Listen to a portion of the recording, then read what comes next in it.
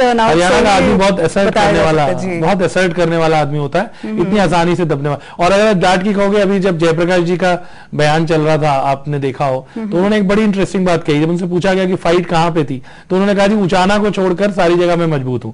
अब उचाना जैसे आपको बताऊं कि वो वीरेंद्र सिंह जी की कॉन्स्टिट्यूएंसी है, वो वहां से आते हैं, तो कांग्रेस में एक फैक्टर नहीं है। उन्होंने उचाना का ही नाम क्यों लिया? क्योंकि जो कांग्रेस की इनफाइटिंग है, उसका भी जो कांग्रेस की चुनाव परिणाम है, शायद उस सब चीज, तो बहुत सारी चीजों को हम ये नहीं कह सकते कि केवल मिर्चपुर कांड के कारण कांग्रेस अगर कल को इस चुनाव को हारती है, या अगर उनके लिए परिणाम अच्छा नहीं रहता, तो उसकी वजह कोई ये होगा। मैं इस बात से सहमत हूं। क्या मिर्चपुर की टर्नआउट को एंटी गवर्नमेंट या एंटी कांग्रेस सेंटिमेंट के रूप में देखा जा सकता है? नहीं, देखिए मिर्चपुर पहले तो एक गांव है ना, कॉन्स्टिट्यूएंसी बाय लार्ज नहीं है, एक हिस्सा है। उस कॉन्स्टिट्यूएंसी में भी अगर वो बरवाला में जैसे आप कह रहे थे, तो वहां पर भी दलित डोमिनेटेड, पूरी कॉन्स्टिट्यूएंसी दलित डोमिनेटेड नहीं है। हिसार कोई कॉन्स्टिट्यूएंसी के तौर पर रिजर्व कॉन्स्टिट्यूएंसी नहीं है। तो वहां पर जो वोटर्स हैं, नो डाउट उनके अंदर नाराजगी रही होगी रूलिंग पार्टी से, खासतौर पर जाट समुदाय से, क्योंकि उस समय इस लड़ाई में जो अक्यूज थे, जो अभियुक्त थे, वो एक विशेष समुदाय के थे। अब उन्होंने जो कैंडिडेट दूसरी पार्टीज के हैं, उनकी तुलना में, जैसे वो करमवीर जी कह रहे थे कि वो लोग एक साथ हो गए, ये पोलराइजेशन तो हो सकती है, उस पोलराइजेशन का कुलदीप बिश्नोई जी को फायदा भी मिला होगा। लेकिन मैं ये नहीं मानता कि सारे हरियाणा में इस प्रकार का कोई सेंटीमेंट इस समय ट्रेवल कर रहा है। और वैसे भी ये बाई इलेक्शन है, बाई इलेक्शन और जनरल इलेक्शन में बहुत फर्क होता है। अभी जनरल इलेक्शन 3 साल दूर है, पूरे 3 साल, तो इसलिए उसको अभी से बहुत ज्यादा ये मान के देखा जाना कि इस चुनाव में जो ये पोलराइजेशन है, इसका पूरे हरियाणा के लिए कोई मैसेज है, मैं कम से कम अभी इस राय को अभी सही नहीं समझते हैं। मैं इस मुद्दे पर डॉक्टर राणा को लेके आना चाहूंगी। डॉक्टर राणा, आप अभी भी हमारे साथ जुड़े हुए हैं। आपके मुताबिक मिर्चपुर की भारी जो टर्नआउट है, वो क्या मायने रखती है? देखिए जी, ऐसा है, ये दोनों साइड में है। मतलब जो भी ये भारी टर्नआउट हुई है कि दलित का और बैकवर्ड का तो ज्यादा जो गया है वो कुलदीप को हिस्सा गया होगा, और उधर जाट जितने भी हैं उनका चौटाला को गया होगा। कास्ट पोलराइजेशन का मीनिंग भी यही है। गांव गांव की बात बता रहा हूं मैं मिर्चपुर की। और दूसरी बात यह है कि इसमें ये कोई मुद्दा सारे कॉन्स्टिट्यूएंसी का है, इसमें से बिल्कुल मैं सहमत नहीं हूं। कॉन्स्टिट्यूएंसी का ये मुद्दा नहीं है सारी सार कॉन्स्टिट्यूएंसी का, बल्कि यहां लोग इस बात से पीड़ित हैं, भाई यहां राजीव गांधी आए और बगैर बताए आए, यहां सरकार को भी इन्फॉर्म किए, यहां आ गए, और लेकिन ये 500 दिन से धरना चला हुआ। आप शायद यहाँ पे राहुल गांधी जी की बात कर रहे हैं। हाँ जी, तो इस बात से भी पीड़ित हैं ये किसान लोग यहाँ हिसार के। हिसार फतेहाबाद भी एक तरीके से हिसार का हिस्सा है। तो वो जो किसान हैं, वो परमाणु का जो मुद्दा है वो भी यहाँ इफेक्ट कर रहा है एंटी कांग्रेस में।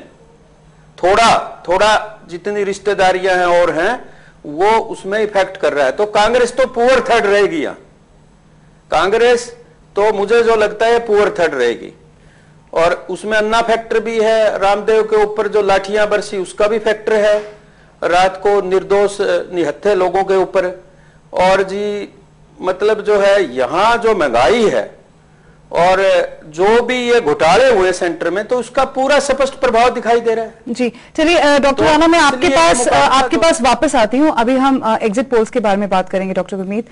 कुछ एग्जिट पोल्स ने इंडिकेट किया है कि जो एचजेसी के कुलदीप बिश्नोई जी हैं वो जीत सकते हैं।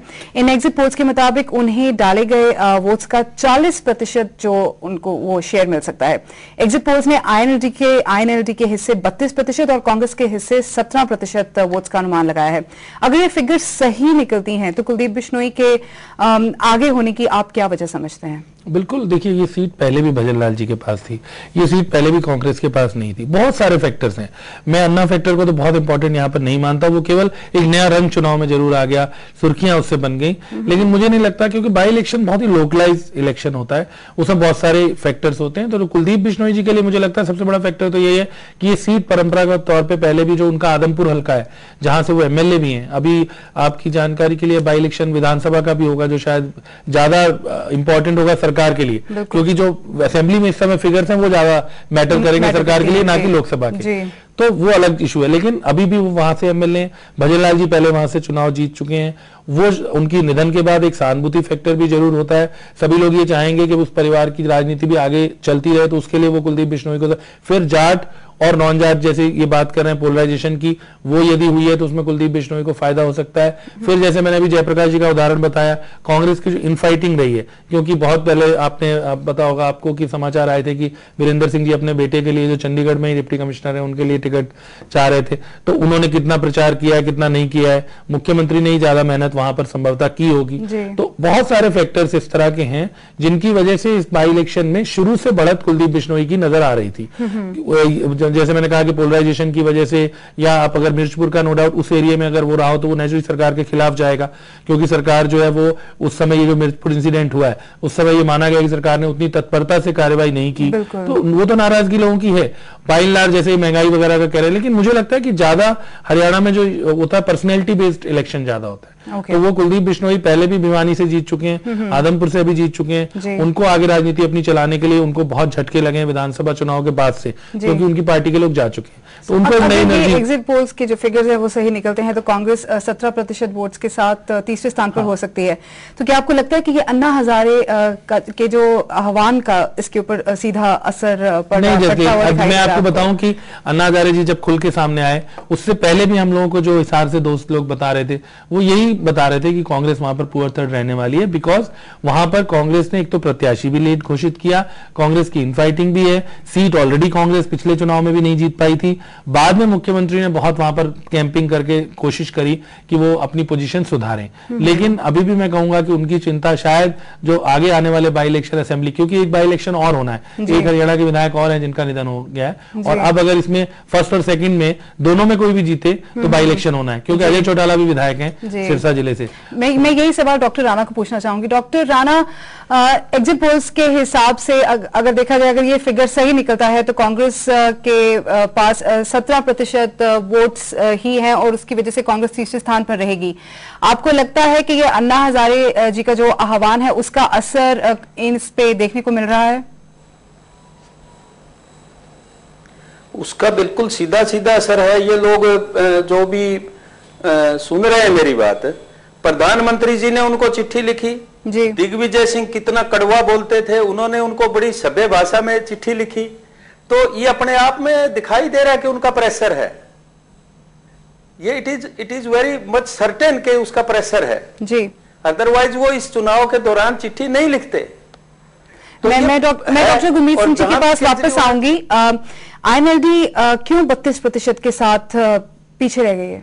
नहीं, आईएनएलडी देखिए इस समय ना तो राज्य में सरकार में, बाई इलेक्शन में क्या होता है कि अगर चुनाव से कांग्रेस को अगर कोई वोट मिलते हैं, उसकी एक बड़ी वजह ये होती है कि एक वहां के जो कॉन्स्टिट्यूएंसी के लोग होते हैं उन्हें लगता है कि ये बाई इलेक्शन है, सरकार पे तो कोई फर्क उस तरह से पड़ना नहीं, तो बाई इलेक्शन में सरकार के प्रत्याशी को वोट दे दो क्योंकि वो काम करवा लाएगा, है ना। या अगर मुख्यमंत्री वहां जाकर उन्होंने बहुत बार ऐसे ऐलान भी किया कि सार में हम ऐसे करेंगे, डेवलपमेंट के लिए पैसा देंगे, तो इसलिए रूलिंग पार्टी को तो ये फायदा होता है। जो भजन लाल जी के साथ फैक्टर्स हैं, सहानुभूति वाला जो कुलदीप बिश्नोई जी को मिल रहा है वो भी अजय चौटाला जी के साथ नहीं है।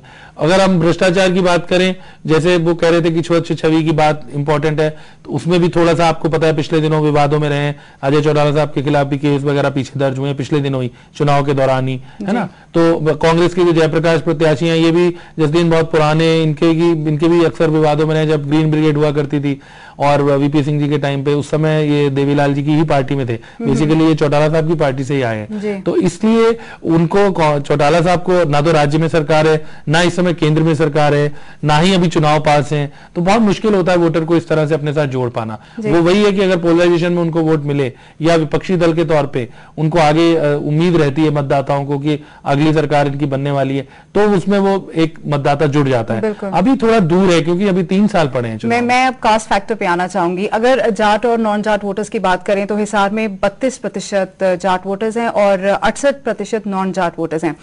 एचजीसी के कैंडिडेट बिश्नोई समुदाय से हैं और आईएनएलडी और कांग्रेस के कैंडिडेट्स जो हैं वो जाट समुदाय से हैं।